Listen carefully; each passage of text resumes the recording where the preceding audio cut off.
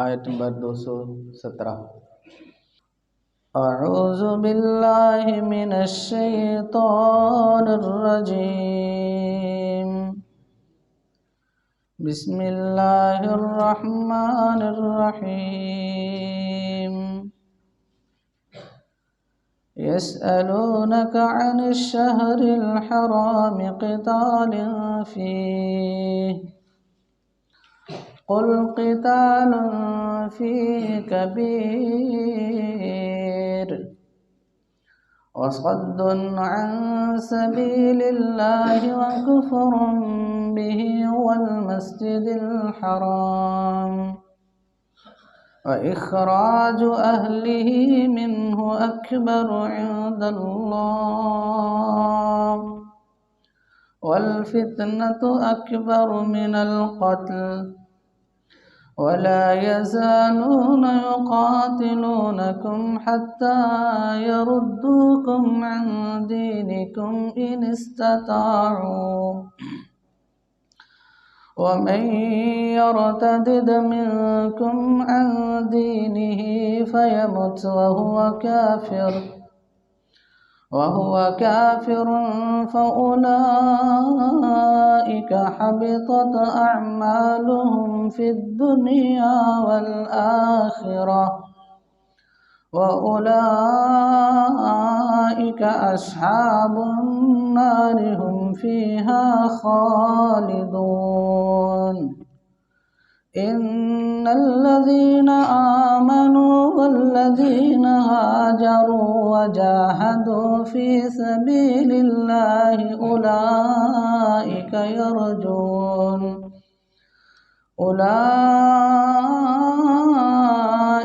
يرجون رحمة الله والله غفور رحيم۔ صدق اللہ۔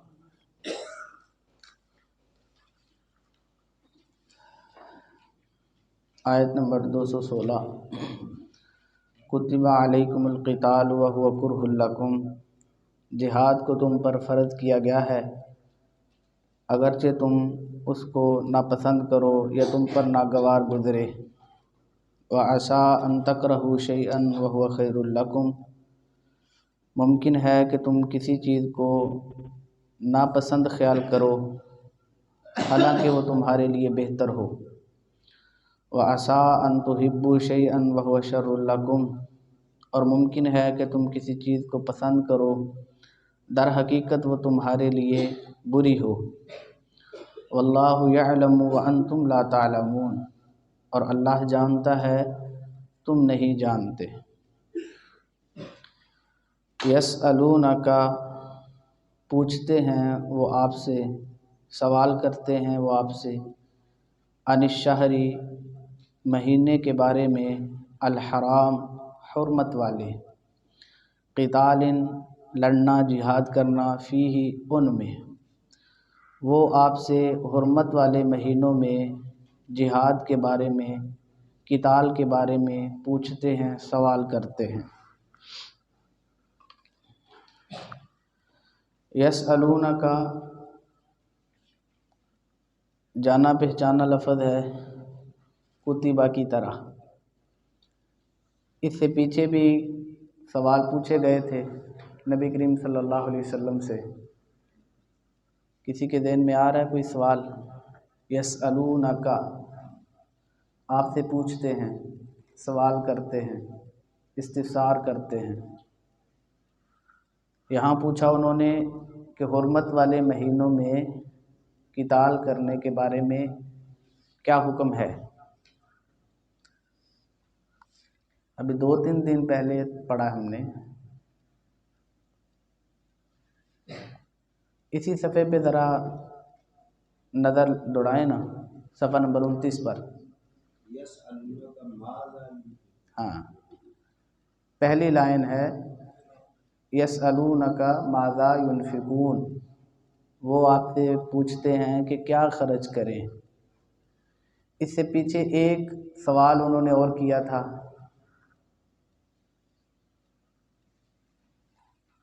اسی بارے کے اندر ہم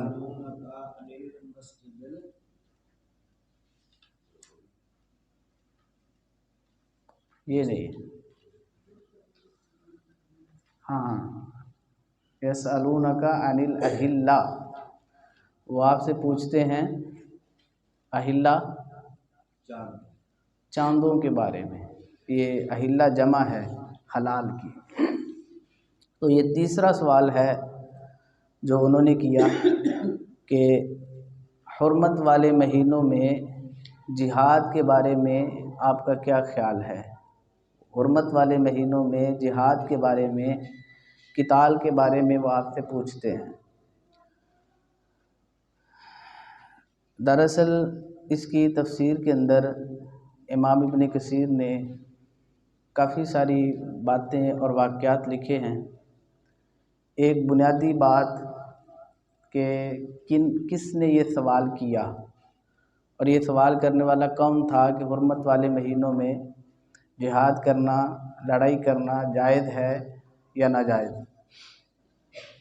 نبی کریم صلی اللہ علیہ وسلم نے ہجرت کی دوسرے سال، جب آپ مکہ سے ہجرت فرما کے آئے مدینہ، تو دوسرے سال نبی کریم صلی اللہ علیہ وسلم نے ایک چھوٹا سا لشکر تیار کیا، جس کے آپ نے جو امین تھے، سپہ سالار تھے، وہ حضرت عبیدہ بن جراح رضی اللہ تعالیٰ عنہ کو مقرر کیا۔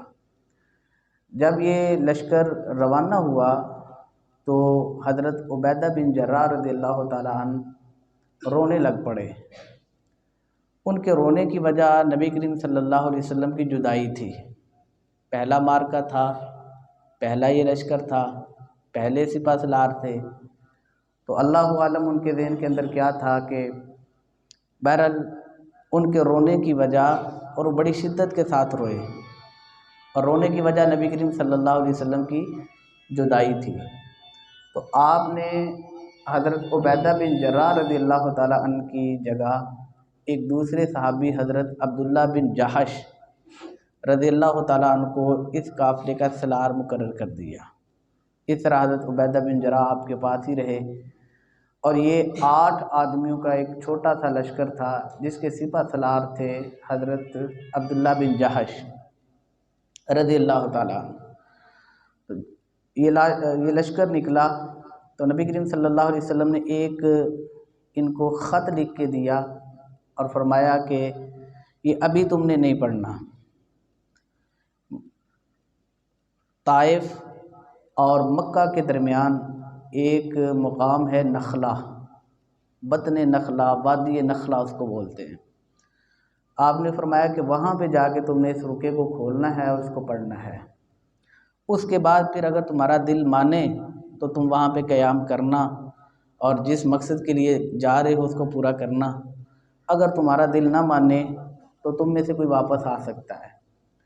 تو جب وہاں پہ جا کے انہوں نے وہ خط کھولا تو نبی کریم صلی اللہ علیہ وسلم نے اس خط کے اندر یہ ارشاد فرمایا تھا کہ ایک قافلہ ہے جو قریشیوں کا نکلا ہوا ہے تجارت کی غرض سے، اس کے اندر ایک شخص ہے عمر بن الخضرمی، یہ اسلام کے لیے رکاوٹیں پیدا کرنے والا اور اس اہل اسلام کو بڑی تکلیفیں اذیتیں دینے والا ہے، تو اس کا تم نے محاصرہ کرنا ہے اور ان کے ساتھ تم نے لڑائی کرنی ہے، ان کو قیدی بنا کے مدینہ کے اندر لے کے آنا ہے۔ یہ پہلا لشکر تھا جو ہجرت کے بعد نبی کریم صلی اللہ علیہ وسلم نے تیار فرمایا۔ اب جب یہ لوگ وہاں پہ جا کے انہوں نے خط پڑھا تو یہ 8 کے 8 اس خط کے ساتھ انہوں نے اتفاق کیا اور وہاں پہ دشمن کے ساتھ لڑنے کا مقابلہ کیا، بطن نخلہ میں، مکہ اور طائف کے درمیان۔ اب جب اس لشکر کے ساتھ ان کی مڑبھیڑ ہوئی تو یہ جو شخص تھا نا عمر بن الخضرمی، جس سے اسلام کو نقصان پہنچا تھا اور جس کے لیے یہ لشکر تیار کیا گیا تھا، وہ قتل ہو گیا، اس کو قتل کر دیا گیا، وہ گرفتار نہیں ہو سکا۔ 2 لوگ تھے ان کے اندر، حکم بن کیسان اور عثمان بن عبداللہ، یہ 2 لوگ گرفتار ہوئے اور باقی کچھ لوگ بھاگ گئے۔ جو مال و متاع ملا، یہ 8 صحابہ پر مشتمل لشکر یہ مال و متاع لے کے تو چلا گیا واپس مدینہ میں۔ اب یہ لشکر نکلا تھا جمادی الاخر میں، جو عربی کے مہینے ہیں یہ کون سا مہینہ ہے جی؟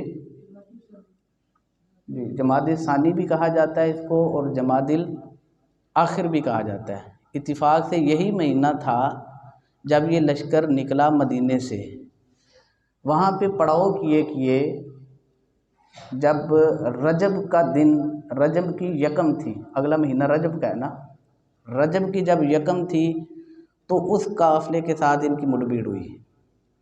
تو عرب چونکہ 4 مہینے ان کے نزدیک یہ زمانہ جاہلیت سے حرمت والے تھے، ذی الحجہ، ذی القعدہ، رجب اور محرم، وہ ان 4 مہینوں کے اندر قتال نہیں کرتے تھے، لڑائی جھگڑے سے بچتے تھے۔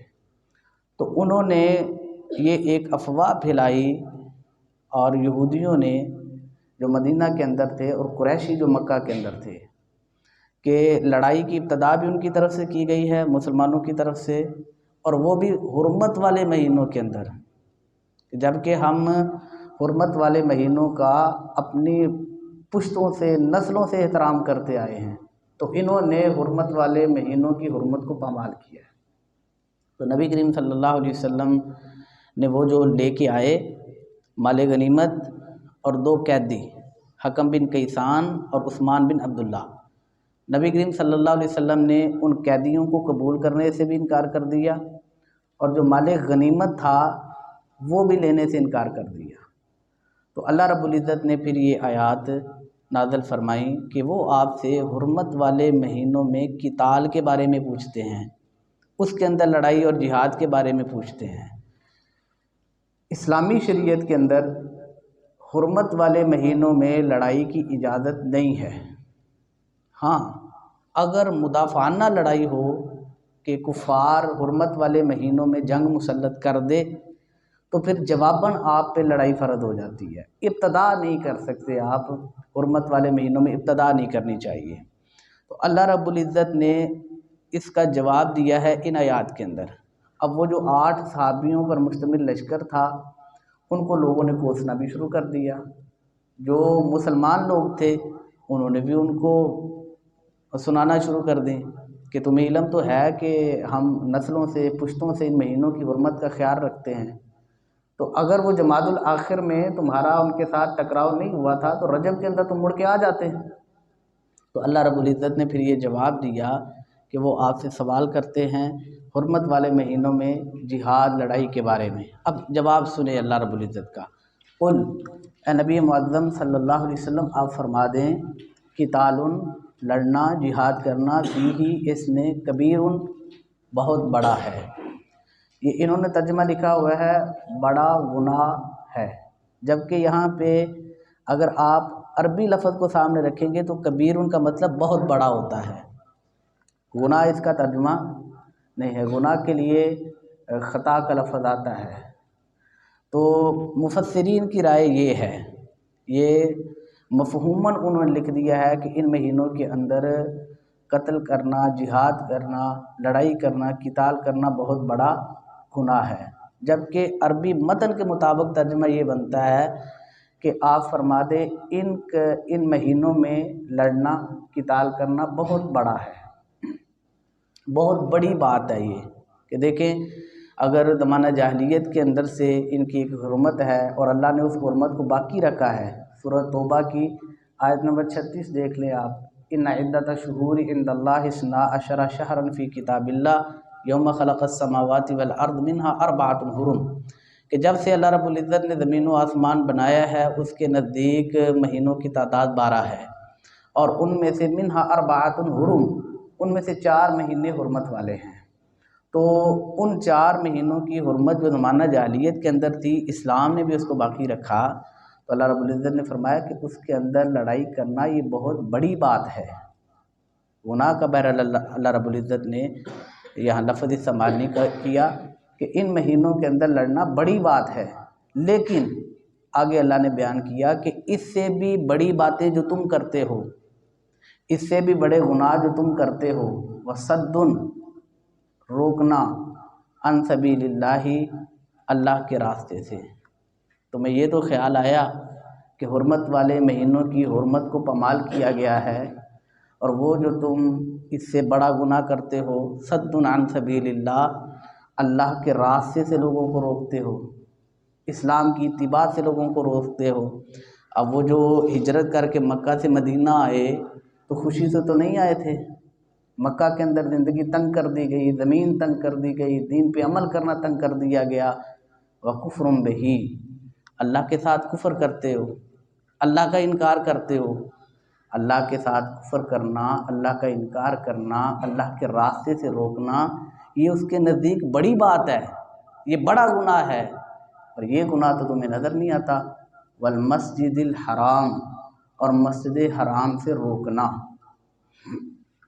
نبی کریم صلی اللہ علیہ وسلم کو، آپ کے اصحاب کو مکہ کے اندر بیت اللہ کے طواف سے روکا گیا، بیت اللہ کے اندر عبادت کرنے سے روکا گیا، بیت اللہ کے دروازے آپ پہ بند کیے گئے، لیکن اللہ کی بصیرت کے اندر، اللہ کے علم کے مطابق، اس کی حکمت کے مطابق، تو نبی کریم صلی اللہ علیہ وسلم اور اس کے صحابہ زیادہ مستحق ہیں، وہ زیادہ لائق ہے کہ مسجد حرام کے اندر عبادت کریں، مسجد حرام کی آبادکاری کریں، لیکن تم نے ان کو روکا جو اللہ کے راستے پہ چلتے ہیں، جو اللہ کا اقرار کرتے ہیں، ان کو تم نے مسجد حرام سے روکا۔ یہ جرم نہیں تھا، یہ گناہ نہیں تھا۔ آگے وَإِخْرَاجُ أَهْلِهِ، وَإِخْرَاجُ اور نکالا، أَهْلِهِ اس کے رہنے والوں کو، منہ اس سے، یعنی صحابہ کو اور نبی کریم صلی اللہ علیہ وسلم کو جو مسجد حرام کے باشندے تھے، باسی تھے، رہنے والے تھے، ہجرت پہ مجبور کیا، ان کو ان کے گھروں سے نکالا۔ اکبرو زیادہ بڑا ہے، عند اللہ اللہ کے نزدیک۔ یہاں دو لفظ استعمال ہوئے ہیں، پہلے تک کبیر، کبیر کا مطلب بھی بہت بڑا، اور اکبر کا مطلب بھی بہت بڑا، لیکن اس کے اندر تھوڑا سا فرق ہے۔ یہ دونوں مبالغے کے صیغے ہیں۔ جب ہم اذان دیتے ہیں یا تکبیر کہتے ہیں نماز کے اندر، تو بھی اللہ اکبر کہتے ہیں کہ اللہ بہت بڑا ہے۔ یہ کبیر ان سے اکبر کے اندر زیادہ مبالغہ ہے، کبیر ان سے اکبر کے اندر زیادہ مبالغہ ہے۔ تو اللہ کے نزدیک یہ جو جرائم ہیں، اللہ کے راستے سے روکنا، اس کے ساتھ کفر کرنا، مسجد حرام سے روکنا، اور مسجد حرام کے باشندوں کو اس سے نکالنا، ہجرت پہ مجبور کرنا، یہ زیادہ سخت ہے، یہ زیادہ شدید گناہ ہے، یہ زیادہ بڑا جرم ہے۔ والفتنۃ اور فتنہ، کفر، اکبر بہت بڑا ہے، من القتل قتل سے، فتنہ کرنا قتل سے بہت بڑا ہے۔ اب ایک ہی قتل ہوا تھا نا ان کا، عمر بن الخضرمی، جس کی وجہ سے وہ پراپیگنڈا کر رہے تھے، تو اللہ کے نزدیک فتنے سے فساد، فتنہ فساد قتل سے زیادہ بڑا ہے۔ دیکھیں، فتنے فساد کے بغیر اگر کسی کے اندر جذبات کی وجہ سے یا انتقام کی وجہ سے لڑائی جھگڑا ہو جائے، ایک شخص کا قتل ہو جائے گا، دو شخص کا قتل ہو جائے گا، لیکن آپ یہ پلاننگ کریں، آپ یہ سازشیں کریں، آپ یہ منصوبہ بندی کریں کہ قوموں کو آپس میں لڑائیں، لوگوں کو آپس میں لڑائیں، ملکوں کو آپس میں لڑائیں، خطوں کو آپس میں لڑائیں، سرحدوں کو آپس میں لڑائیں، تو یہ اللہ کے نزدیک زیادہ ناپسندیدہ بات ہے، قتل سے بھی زیادہ ناپسندیدہ بات ہے کہ آپ، ایک تو ہے نا کہ آپ کے اوپر جذبات، غصے، انتقام کی وجہ سے آپ سے غلطی گناہ قتل ہو گیا ہے، ایک آپ پلاننگ کریں، سوچا سمجھا قتل کریں، اور قتل نہیں کریں، فتنہ فساد کریں، ایسی فضا پیدا کریں کہ قوموں اور لوگوں کو آپس کے اندر لڑائیں، یہ اللہ کے نزدیک اس سے بڑا جرم ہے، اور وہ یہ سب کیا کرتے تھے۔ ولا، یہ اللہ رب العزت نے جواب دے دیا ہے ان کا کہ وہ آپ سے حرمت والے مہینوں میں جہاد کے بارے میں پوچھتے ہیں، حالانکہ اس سے بڑے جرم جن کا یہ ارتکاب کرتے ہیں، آپ ذرا ان سے بھی پوچھیں کہ یہ اپنے گریبان کے اندر بھی دیکھیں۔ ولا، اور نہ، یزالون ٹلیں گے، یقاتلونکم تم سے لڑنے سے، حتیٰ یہاں تک کہ یردوکم تم کو پھیر دیں، عن دینکم تمہارے دین سے، ان استطاعوا اگر وہ ایسا کر سکیں، ان میں یہ طاقت ہو۔ اور وہ تم سے لڑائی سے ہرگز نہیں رکیں گے، ہرگز نہیں ٹلیں گے، ہرگز باز نہیں رہیں گے جب تک تم کو تمہارے دین سے پھیر نہ دیں۔ معلوم ہوا کہ کفار کی لڑائی کا سب سے پہلا اور بڑا مقصد ہوتا ہے مسلمانوں کو ان کے دین سے پھیرنا۔ یہاں پہ جب غدر ہوا 1857 کے اندر، تو تاریخ کے اندر یہ حقائق محفوظ ہیں کہ یہ ہندوستان کے اندر بر صغیر کے اندر یہاں پہ جب 712 کے اندر محمد بن قاسم آیا تو اس کے بعد پھر یہاں پہ مسلمان ہونا شروع ہوئے، ٹھیک ہے۔ تو عیسائیت کی ابتدا کیسے ہوئی؟ عیسائیت یہاں پہ کیسے پھیلی؟ یہاں مشرق کے اندر، بر صغیر کے اندر، ایشیا کے اندر جو عیسائیت کی ابتدا ہوئی وہ کیسے ہوئی؟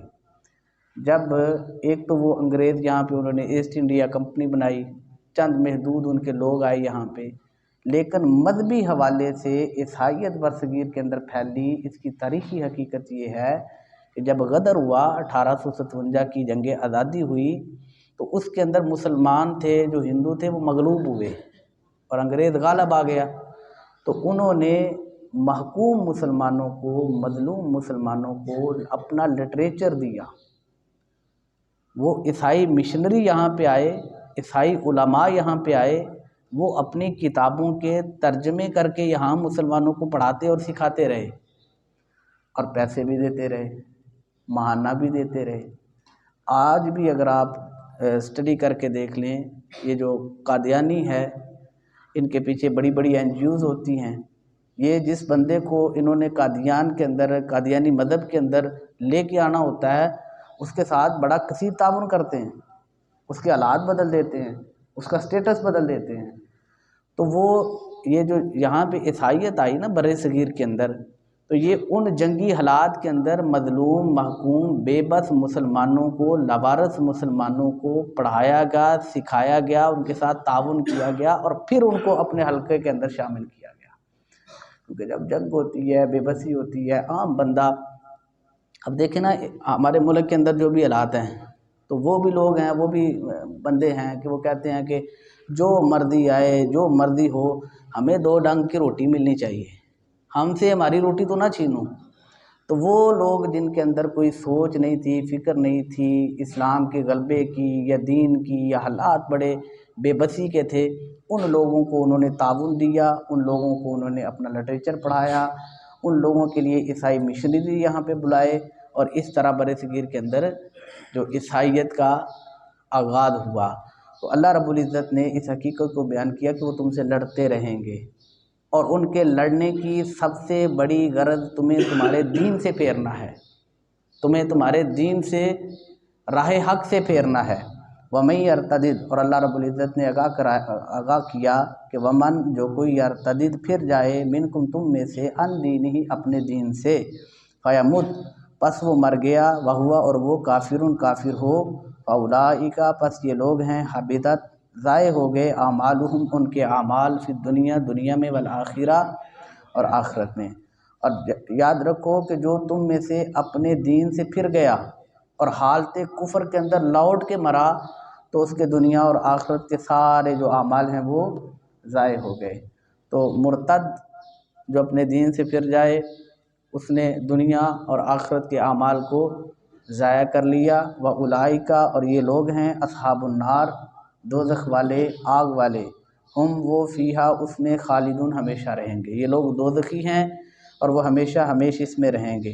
البتہ اگر کوئی اپنے دین سے پھر جائے، اس کے بعد توبہ کر لے، تو نبی کریم صلی اللہ علیہ وسلم کے فرمان کے مطابق نہ صرف اس کو معاف کر دیا جاتا ہے، بلکہ اس نے جو عمل کیے تھے ان کا اجر بھی اس کو دے دیا جاتا ہے۔ اگر کوئی کفر کرنے کے بعد، دین سے پھر جانے کے بعد دوبارہ توبہ کر لے، لیکن اگر کوئی کفر کی حالت میں لوٹ جائے تو پھر اس کا ٹھکانہ جہنم ہے، اور وہ اس میں ہمیشہ رہے گا۔ نبی کریم صلی اللہ علیہ وسلم نے فرمایا تھا کہ اسلام قبول کرنے کے بعد اسلام سے پھر جانا، اسلام سے نکل جانا، ایسے ناپسند خیال کرنا جیسے تمہیں آگ کے اندر جانا پڑے۔ جیسے تمہیں آگ کے اندر جانا ناپسندیدہ ہے نا، ناگوار ہے، مشکل ہے، ایسے ہی اپنے دین کو چھوڑنا، اپنے اسلام سے نکلنا تمہیں ناگوار لگے، تمہیں ناپسندیدہ لگے۔ ان الذین، بے شک وہ لوگ، آمنو جو ایمان لائے، والذین اور جن لوگوں نے ہاجروا ہجرت کی، وجاہدوا اور جہاد کیا، فی سبیل اللہ اللہ کے راستے میں، اولئک یہ وہ لوگ ہیں، یرجون امیدوار ہیں، رحمت اللہ اللہ کی رحمت کے۔ وہ لوگ جو ایمان لائے اور جنہوں نے ہجرت کی اور جنہوں نے اللہ کے راستے میں جہاد کیا، یہ وہ لوگ ہیں جو اللہ کی رحمت کے امیدوار ہیں۔